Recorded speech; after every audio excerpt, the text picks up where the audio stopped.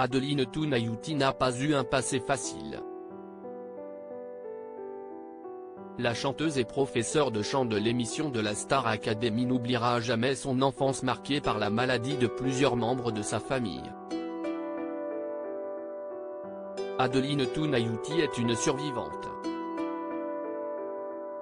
À 34 ans, la célèbre professeure de chant de la Star Academy revient de très loin.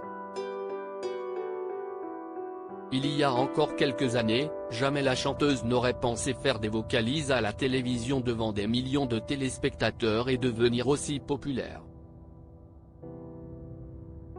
Après avoir perdu sa voix en raison d'une cheminée défectueuse qui lui a brûlé les cordes vocales, l'artiste a vécu l'enfer des violences conjugales comme elle l'a révélé à Libération.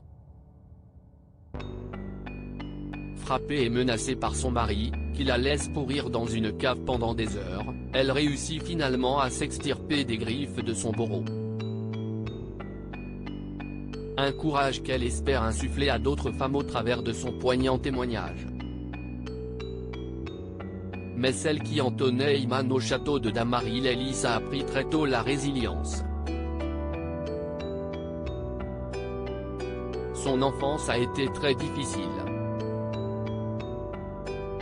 Adeline Tounayouti évoque son douloureux passé dès son plus jeune âge. Adeline Tounayouti a été confrontée à des situations très délicates.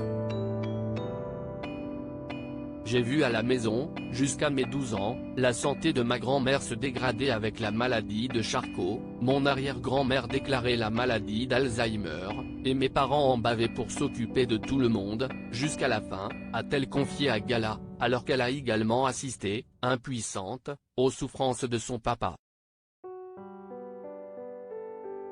Mon père, facteur, s'était lui-même blessé à une jambe en faisant du bûcheronnage pour ramener un peu d'argent, et il en est sorti handicapé, a-t-elle raconté. Nous étions seuls, nous ne partions jamais en vacances, tout paraissait insurmontable. Je n'aurais jamais eu le courage de mes parents. Face aux fatalités de la vie, Adeline Tounayouti et ses deux sœurs se sont plongées dans la musique.